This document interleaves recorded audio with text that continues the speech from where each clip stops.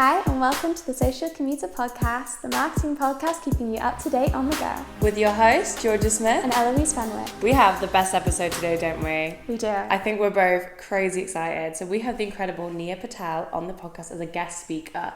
And she's been doing social media for quite a while, hasn't she? Mm-hmm. She had a very dramatic change in jobs. So excited to talk to you about it. Yes, you all need to be very excited for this one. So yeah, let's go chat to Nia. So thank you for being here today, Nia. Before we jump into a bit of the updates, do you want to do a little brief sentence describing yourself and what you're up to? Yeah, so hi guys, thank you so much for having me on today. So I'm Nia. My full-time job is marketing executive at Little Dish, which is an award-winning brand that makes healthy meals for kids.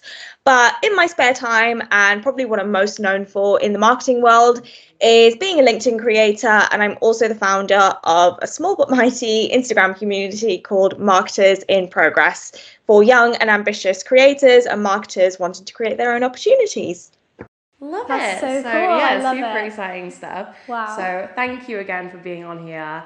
And let's start. Do you want to talk about WhatsApp? Because that's a weird platform that we don't talk about that often. Yes, so this week WhatsApp has launched a new way to organise events on the platform. Fun. So this is initially being rolled out to community groups on WhatsApp, but we'll see this being used quite a lot, I think. I think it'll be fun. What do you think about that?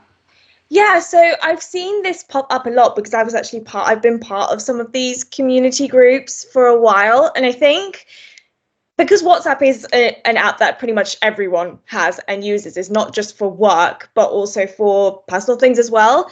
It can be a very easy way to connect with new people and also just make friends quite easily. And everyone uses WhatsApp to stay in touch, right? So it saves you having to get someone's email or someone's LinkedIn. So it's quite a social way to connect and also meet new people, which I really love about these kind of groups.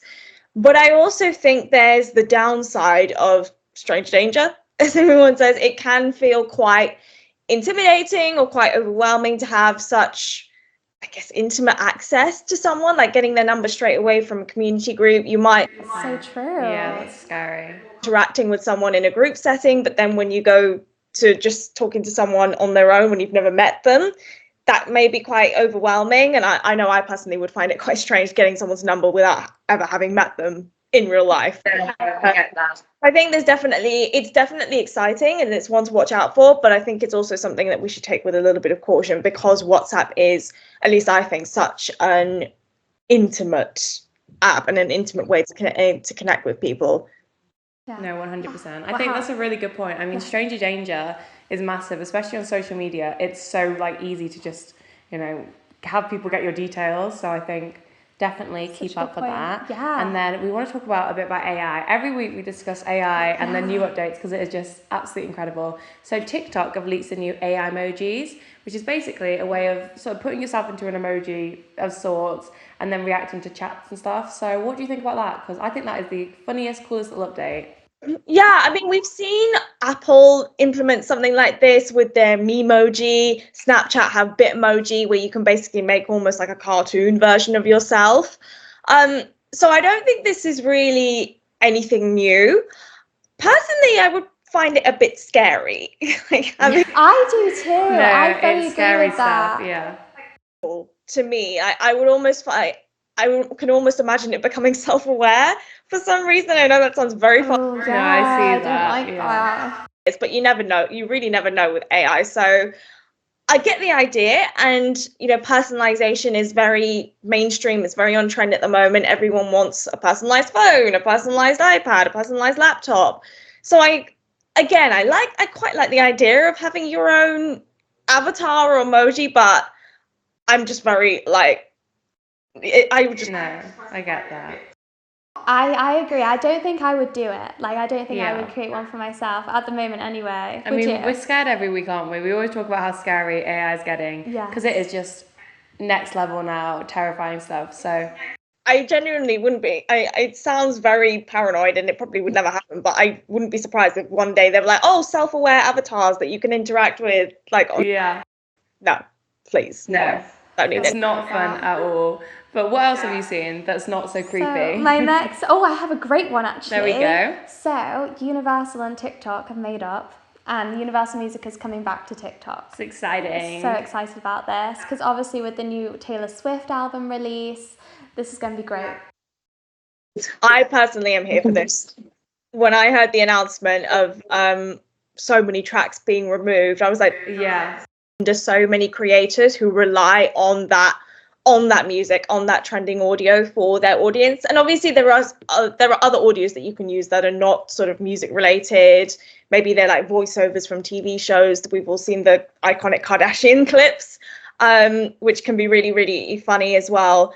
But I think having that music and having that access back will really help so many creators. And I think, it's definitely a win. It's a good update. It's a happy one, and I'm very glad that they've done that, because I was distraught when I saw half my TikToks had their sounds removed. So thank you, TikTok. It was a lot of music as well. It wasn't just like one or two tracks. It was a lot of like different artists' album, like entire albums were being removed. So it wasn't just like, oh, this is just one or two tracks, we'll be fine. It was a lot of stuff. Exactly. So well done, Very TikTok. We like you. And then Instagram have been trying to push their subscriptions quite a lot at the minute. So now they're trying to get lives in your broadcast channels just for the people that sort of pay for it, which I think's fun. They're trying to do something new, and it's similar to YouTube with their accounts. Bit fun. Quite like that a lot. Yeah. Yeah, I think that's interesting that they're really, really pushing these like subscription-based bits. Yeah, bits, but like it's almost like, you know, when you go to a concert and you have like VIP access, it's almost giving that, like you pay more to be closer to your influencer that you really like, which is an interesting concept for social media. Yeah. We'll see. I think I quite like the idea of subscriptions, because I think it's a very good starter way for creators to be able to monetize their social media, their personal brands, without needing to put too much effort into it. Because obviously with a subscription, there is that level of content that you have to consider, and it's not just about putting a general post out there. If you're building a subscription, people are paying you for exclusive content. But I do think it is a less time consuming way for creators to start monetizing their personal brands, to experiment with what exclusive content looks like for them. So I've always been a very big fan of Instagram subscriptions. It hasn't come through to my Instagram account yet, because I think you do have to have a certain amount of followers before you can start a subscription.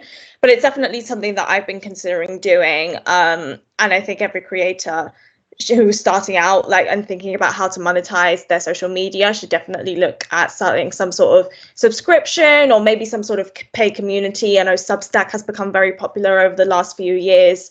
So just anything where you can create a sort of paid membership or paid community where people just have to pay a small fee a month to get all this extra exclusive content. That is a really, really good way to start monetizing and making that money maybe alongside a full-time job, or if you run a business. No, I love it. That's such a good point. I mean, it's so hard to make money sometimes. You know, we've looked at Spotify and YouTube, and you need to be up there. So I think, like you said, it's a great way for creators to make money even though they're not big. So I love it. Yeah, it's like I said before, there is that level of exclusivity that you have to think about, because it's not like, it does take some planning to put, what are you going to put into the subscription? How are you going to draw people in? So I wouldn't say it's something like just go and do it straight away, but it's definitely something that once you plan out and you have an idea of, this is how I'm going to attract subscribers, this is what I'm going to charge, this is what they're going to get, it's definitely something that creators should be leveraging. Love it. Definitely. And then we have to talk about my happy little trend. So we mentioned this a couple of weeks ago, and I feel like you've definitely heard of it. LinkedIn Games. LinkedIn Games has been released. Yeah, I'm really excited to use it and see what things happen. I know we talked about this. It would have been probably about a month ago now. Yes. So I'm very glad they have finally released it. Yes, and these games, it's interesting the approach they've taken. It's almost giving Wordle, some of these things, and definitely logic based. But it kind of surprised me in a way, because obviously LinkedIn is such a career-focused platform to be having these games, which almost seems like it could distract people from it would distract me in a way. But yeah, that's what I was thinking. And I was watching the advert for it, and it was a bit interesting take on the idea. Go on, Nia. I mean, I think it's completely crazy the way LinkedIn has ever over the last few years, especially when I started building my personal brand on LinkedIn. I don't think games would ever have been thought about. I don't think I could imagine seeing this day come when I started out. I think there's definitely two parts to this that of what I think of LinkedIn games. Like, firstly, the good thing is that because they're quite logic based, quite analytical, you do have to use your brain a bit. They can be quite good in that sense to keep your brain sharp. It might even be a more effective way to take a social media break from work if you're playing a game that's requiring you to still use your brain, not for work, but to concentrate on something. That can be a nice way to sort of keep your mind sharp but still switch off from your work or from whatever it was that you were doing. On the other hand, games on a career focused platform, any kind of games on any social media platform, is it relevant? What are they actually trying to achieve here? It's a bit unclear because it's still in the beta phase, it's still in the testing phase at the moment, but I can definitely see the appeal. I mean, I have games on my phone that I'm addicted to, and they help me sort of switch off because all I'm focused on is just winning the game. I just don't know whether it has a place in a social media platform. If they were launching like a completely different, like a new app, like a LinkedIn Games app, I would definitely see the appeal for that. But to have it embedded in the social media platform, I think only time will tell if the appeal is going to be as hyped up as it is. No, I think that's a really good point. I didn't even think about a whole separate app is like such a good idea, but I'm excited. I mean, I think I would definitely give it a go, but I want to know what people think, and I'm excited to see how it goes. Yes. So I think that's it for our little fun updates this week. Yeah, I agree. Yeah, so it's a bit of a mix. We always like to try and get a mix, but we do have some very fun trends and trending topics to go through. We do. So yeah. So we have some really funny ones this we're week. really bad at describing trends. It is not our talent, so you can have fun with that one later on. I'm also really bad at that, so this is going to be very interesting to see. It's going to be entertaining. So there's this. On my thing, I called it weird song / dance because I just found it when I saw it so many times. I was like, this is not like normal TikTok, but it's like, do you want me? And people are like. Like it's really I know weird. What you mean some of these dances are so strange that people are doing to this sound, but we love it. We love a bit of a laugh. Yeah, it's always good. Yeah, this did surprise me a little bit though. Which was fun. And then another one I have is as you mentioned earlier, the Kardashians. I'm not doing anything wrong. I'm protecting my reputation for my family. Love the Kardashians. Yeah, we love it. So fun. I love that. I've seen that everywhere with people. People do it with like their friends when they're like texting and they're saying like when you're texting, but really it's all come from your friend. Yeah. Thing. Have you seen that? I've seen Kris Jenner's. It's really draining. It's emotionally, physically, and spiritually exhausting. Yeah. And again, my American accent is very dreadful. So that was really good. That's better than mine. But I've seen that coming up again over the part, especially in the context of like work and working a 9 to 5. So that's one of my favorite Kardashian ones, I'd have to say. I love a Kardashian one. Yeah, that's we do. So fun. And then you have your favorite trend at the minute. Eloise has been singing this all morning. And I've tried to zone it out now, but this is your moment to shine. Go on. We'll do it together. Oh no, you can do this one alone. 5, 6, 7, 8. I'm looking for a man in finance. Trust fund. Blue eyes. 6'5". 6'5". Oh, you did that in the wrong it. order, sorry. Well, but I you don't get know the if you've idea. Seen it. So this has been going viral over literally probably only the last 2 days. Yeah. And people are jumping on this with the remixes. No, but we love this. It is. It's a fun trend. The internet has been blowing up. The girl that created it is my creator of the week, so she is definitely a good one. And I just love it. Weird trends this week. We do like to mix it up. And then I've also noticed, I actually wrote Mew Mew Mew as my sound, which is basically, you definitely would have seen this one, the SpongeBob SquarePants sound. If it's not him, I'm very sorry to whoever it actually is.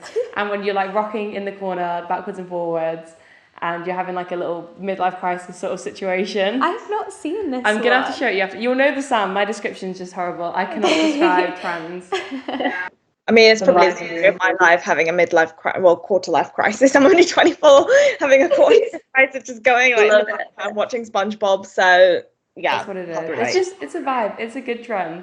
And then I have also seen The Devil on My Shoulder, which I was talking to you about last night actually. So So yeah, you've definitely seen that one where you swipe and then it's like the picture is very similar to the court case one, and now we've gone completely different, you know, with the same sort of vibe. So I think that trend in South, you know, swipey old painting is going to do well in the future as well. So it's a very fun little trend. Definitely, So, yeah, I love that. Weird trends. So talk to us about your creator of the week. Yeah, so my creator of the week is Girl on Couch. I said coach before, I said girl on coach. And I was like, that doesn't sound right. That sounds like a bit of a weird name. But she's a super fun creator. Actually made the song that we were on about before. And she's taken off. Since writing that song, it is the funniest thing ever. And I love her for it. So, yeah. Honestly, the thing about her that really gets me is how she's naturally very American, like with her accent. And then when she goes and sings that song, she switches to really you would posh think British. She's a posh British like, person. it's really funny and I love it. She's really so fun. Yeah, who is yours? So mine is at Grace and Grace TikTok. And so these girls, I love this account. So it's two girls who live together in Paris and they have a joint TikTok account. And I just think this is such a lovely idea for two best friends. And, you know, we might get on this next year. Yeah, maybe that's our thing, a joint TikTok account. Yeah, But I love it so much. And they obviously put a lot of effort into their content. So definitely go check them out. Have you seen any creators this week? If not, no problem, but you always notice one. I think my creator of the week has to be, she's called Tamcorp. You might have seen her on YouTube and she's very big on TikTok as well. So she is a self-development YouTuber, and the kind of self-development content that she posts is, I personally really love it because it's not fluffy, it's actually actionable. She's not one of these self-development people telling you to wake up at 5 a.m. and, you know, sleep when you're dead. Yeah, no. How real she is on social media. She still keeps up with the trends on TikToks as well. And she's got really cool style. So yeah, I just love her. I'm gonna have to check her out after. She sounds fab. But I think that's it for our little conversation side. And now the focus is all on you, Nia. This is the interview question time, which is exciting. Sounds so scary. Love it. So start off. My question, Nia, first of all, is so you went to uni to study maths and then you fell into marketing. So how important would you say it is to study at uni for people that want to get into marketing? I think it's a mixed bag because even though I'm an advocate for the fact that you don't have to go to university to study marketing, I still think university I still personally love it, and I'm not anti-university at all, because I've spoken about this before on my socials. What university teaches you, it's not about the theoretical skills, it's the practical skills, the life skills. So, you know, living away from home for the first time, managing a budget, meal planning, all of these things, university will teach you. But in terms of going into marketing as a career, it's definitely not necessary. And marketing is definitely one of those professions where you can learn a lot more on the job, because it's more of a doing job than it is a sort of learning. I mean, obviously we learn every single day in marketing with all these new trends, all these new changes.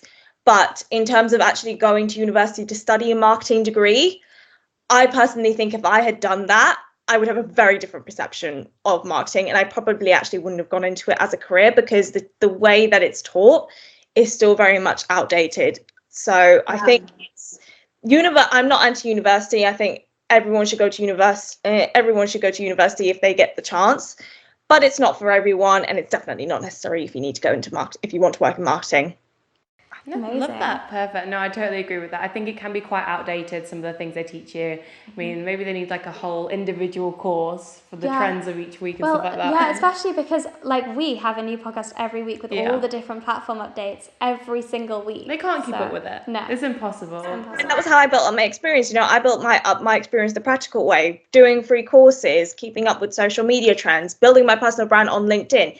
It was those practical skills that were relevant for the industry at that time, and that was how I fell into marketing, because my experience, even though it was wishy-washy, let's put it that way, it was relevant for the time and I think when you're learning something that's outdated and not really relevant, it can put you off a bit.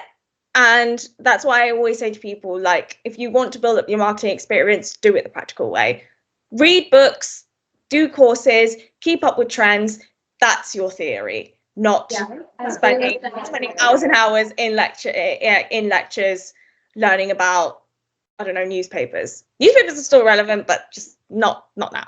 I love that. No, that's really good advice. So thank you. And then you mentioned personal branding. That's what we're going to talk about now. So you are a personal branding guru. You might not admit it to yourself, but we definitely think you are. We do. So what are your top 3 things you consider, and basically any advice you have on building that sort of community on personal branding?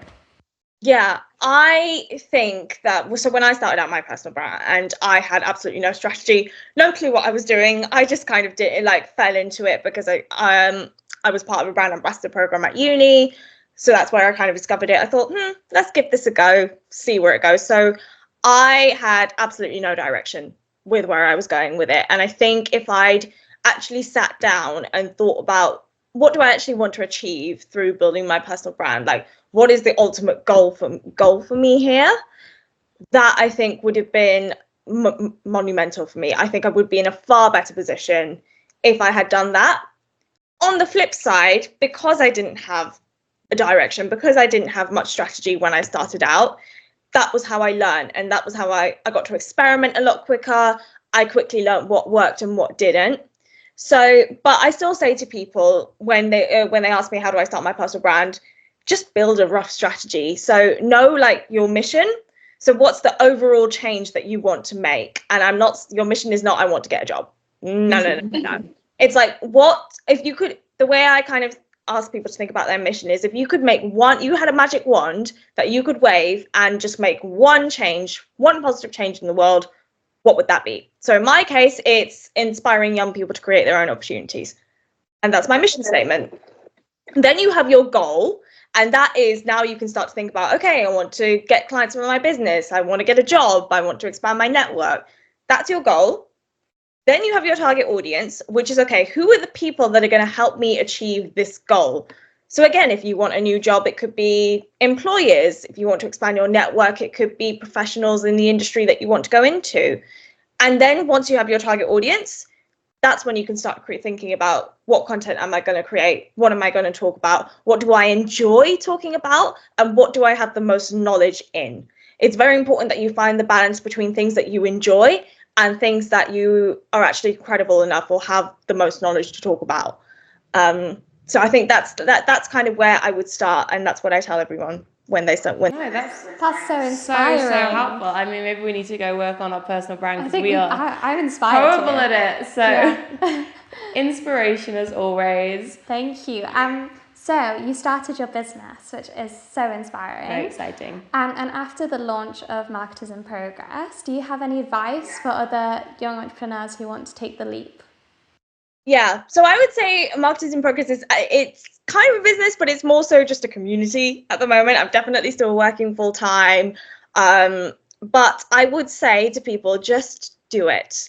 Start the community, just start off experimenting, figure out what your niche is. Like, where it took me a whole year. I actually started the Instagram page back in 2022, and it's taken me a whole year to figure out the name for it, who I want to target, like what content do I actually want to talk about, what do I want to post. So enjoy being in the scrappy phase of just building out your community, especially when you're, in a full-time job, because it's not easy. It is time consuming and it does get exhausting.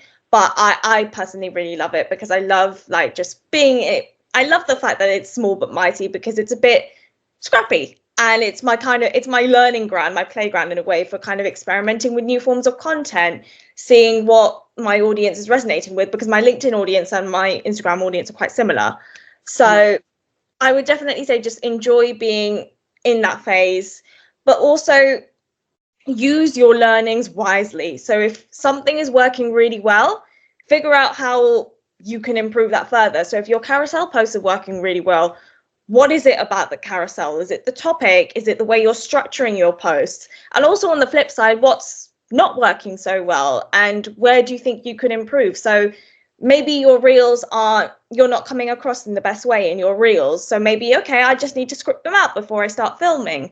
So it's definitely, I would say, experimentation is really, really key when you're building a community, because you'll find out who is attracted to your content, the audience, and also the audience that you don't want to attract. I think we focus so much on the people that we do want to go after without really focusing on actually who do I not really want in my community, who are not my target audience.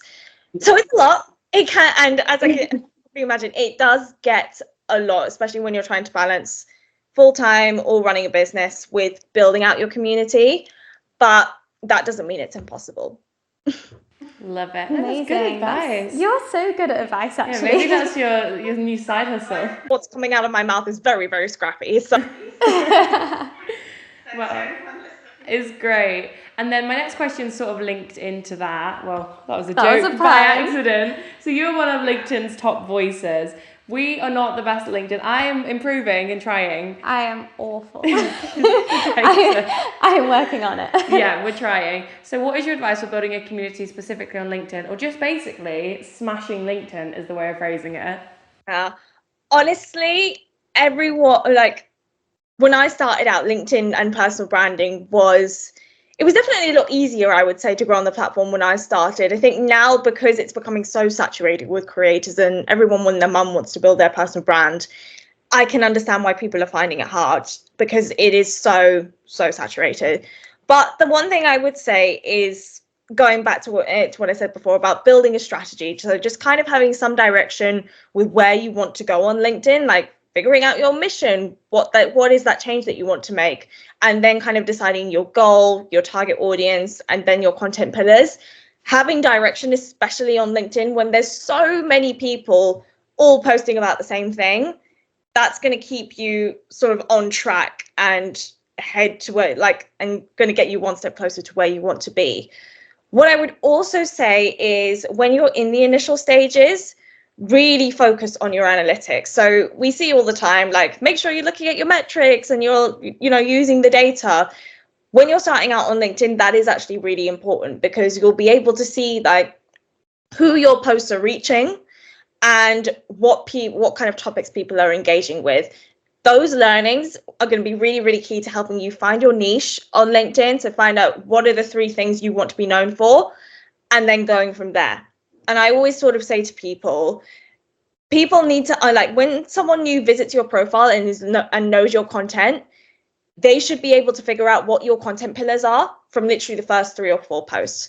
When you get to that stage, that's when you know that you found your niche. And the last thing I would say when it comes to LinkedIn is having a good profile. Make sure that profile is looking like it was written by a human, and in some ways professional. Professional is always it's a bit of a vague word, but as long as your profile picture contains you in it and doesn't look like it was taken in a nightclub. Your banner, some companies, like if you're employed, some companies do actually have a company branded banner that they might ask you to use, but you can also create your own one in Canva. There's lots of different templates out there. Make sure your about section tells your story and knows, and so when people come to view your profile, they know who you are and what you can offer them. And then I think you're all set up. So yeah, LinkedIn growth is a minefield, but it's definitely it's impossible. And there are so many micro creators, nano creators out there on LinkedIn who are the loveliest people. So yeah, just go for it. I love that. I mean, we need to work on our LinkedIn, so we will definitely be using your advice. So having a little LinkedIn makeover, I guess, is the way of phrasing it. It's needed. So good. If you guys have any questions on LinkedIn, and I promise my advice will be a lot less scrappy than this. Definitely give you a message. So yeah, definitely. Thank you. And people ask us all the time, like, how do you get into marketing and things? So what would you say if somebody asked you, how would you get into marketing? I think it goes back to building up your own experience. So start building your personal brand, and it doesn't necessarily have to be on LinkedIn. Instagram and TikTok are also very good platforms to build your personal brand on, especially if you're a bit more of a video person, use TikTok. If you're very good at graphic design and presenting things in sort of more visually, then Instagram might be the right platform for you. We always talk about personal branding and kind of using LinkedIn as the platform to help launch your marketing career, and for good reason, because it is the career focused platform. But that doesn't mean you can't build your personal brand and get your name out there on other social media channels like Instagram and TikTok. And actually, even if you're good at writing and you're not the most comfortable in front of the camera, starting a blog or a newsletter can be a really good way to build up email marketing experience, which is another skill that is really, really sought after in junior level marketers. I would also say start keeping up with the latest trends and updates. Very, very hard, I know, because there's always like a new one coming out every single day. Yeah. But there are a lot of good newsletters out there that will sort of summarize all of those trends and updates for you really, really simply, really, really concisely, so you can literally just read it in 5 minutes.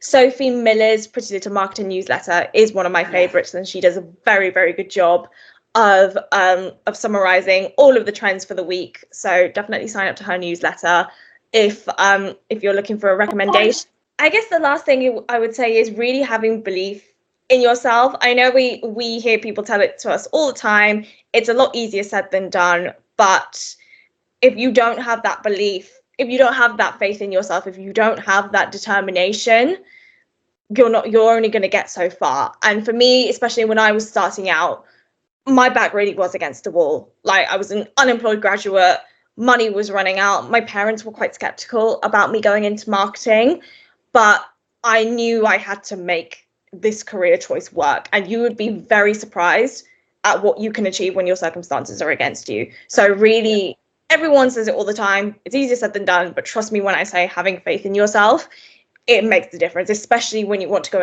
into a career like marketing, which is an amazing career, but also very, very saturated. Very, very saturated again. Fully agree. Wow, that's amazing. Thanks, Nia. Wise words. Wise words. And I absolutely adore that. So I think that's all of our little questions. And now this is the bit that you've probably been dreading, the little competition. So like I said before, we have a guest on once a month now. Yeah. So you will be up against some very exciting guests coming out soon. So 30 seconds. I will start in a second. I'll grab my phone for this one. And we're going to time you. Name as many trends as you can in 30 seconds. So we all know how hard they are to describe. Yeah, because we understand that they are... Do they have to be recent, or can they be just any sort of trend? Should we do a month? Try and name ones in the past. Let's go month, because that's harder for you and more entertaining for us. So that's a good way of it. Okay, you ready? I'm going to time you in. Okay, 3, 2, 1, go. LinkedIn Games, WhatsApp Community, AI, anything and everything, really. What was that Twitter update? Something to do with notes on TikTok notes, where that's the thing. Instagram. You got 5 seconds. Go. Oh, Instagram pushing original content. There we go. 5, that's good. You got 5. Really good. That's very impressive. So that is your time up.